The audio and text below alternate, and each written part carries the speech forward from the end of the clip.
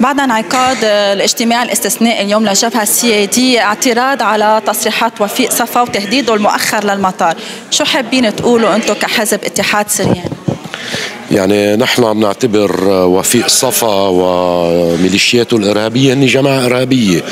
شو ما قالوا هو بنم عن أخلاقهم، عن استراتيجيتهم اللي هي دايما بتكفر الآخر، بتدعي لقتل الآخر، بيحاولوا يضلوا مسلبطين بعد كل اللي صار، بعد كل الدمار والحرب والقتل اللي استجلبوه للبنان واحتلال أراضي من لبنان، بعدهم عم يتفرعنوا. ونحن دايما بنقول لازم تطبيق القرار 1559 تحت الفصل السابع، ونحن ببياناتنا دايما بنطالب قوات أمريكية بريطانية ألمانية موجودة بلبنان تنتشر على أرض الواقع وتفكفك هالميليشيا الإرهابية، لأنه ما بدنا الجيش اللبناني يصطدم معهم.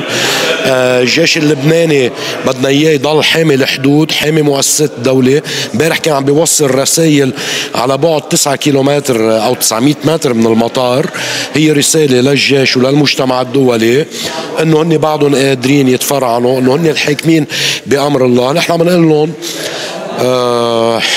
من بعد تفكك مخازنكم وقتل قياداتكم لازم تكون عبرة لإلكم، انه ما بقى فيكم تتفرعنوا على الشعب اللبناني اللي هو استقبلكم وحضنكم ببيوته انسانيا. فلازم هيدي التجربة تكون علمتكم، بس ولكن للأسف وفيق صفا وجماعته ما تعلموا، لأنه تعودوا على مدى 40 سنة محتلين الدولة اللبنانية بصلبة السلاح الإيراني، محتلين كل الأجهزة الأمنية والقضائية، تعودوا أنه يضلوا يتصلبطوا على اللبنانيين. نحن كنا نقول لهم بالقبل فشرتوا، وبنرجع بنقول لهم هلأ فشرتوا. وأنا دايما بدعي السياديين يطالبوا المجتمع الدولي بتطبيق القرار 1559 تحت الفصل السابع. برجع بكرر، نحن منطالب ومنشدد وموجودين عندنا هون بلبنان، ما رح يجوا من برا. قوات أمريكية بريطانية ألمانية تنتشر وتمسك الأمن وتفكفك ما تبقى من مخازن ومعدات لهيدي الميليشيا الإرهابية المصنفة عربيا ودوليا إرهابية. طيب برأيكم رح يصير في عنا رئيس نهار الخميس، وخاصة عم يحكى عن تهريبة صورة رئيس صوري؟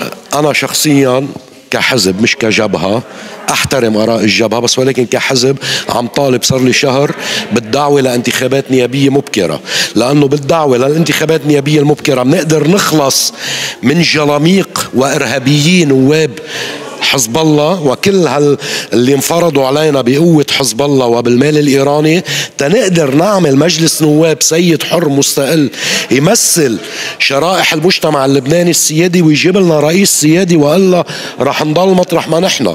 اليوم ما بعرف شو عم بيخططوا. أنا أطالب النواب السياديين وعلى رأسهم حزب القوات اللبنانية اللي هو عنده أكبر كتلة نيابية بالبرلمان يدرس خطواته مزبوط كتير منيح. إذا كان في تهريبة لرئيس لا طعم ولا لون بجلسة 9 الشهر يخربطوا الجلسة أفضل. اللي صبر 2 وشهرين أو شهر بلا رئيس قادر يصبر 2 و5 أشهر بلا رئيس.